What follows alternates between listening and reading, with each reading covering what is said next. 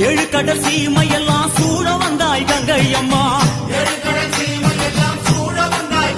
அம்மா ஆறு குளங்களிலே அழகு நதி ஓடையிலே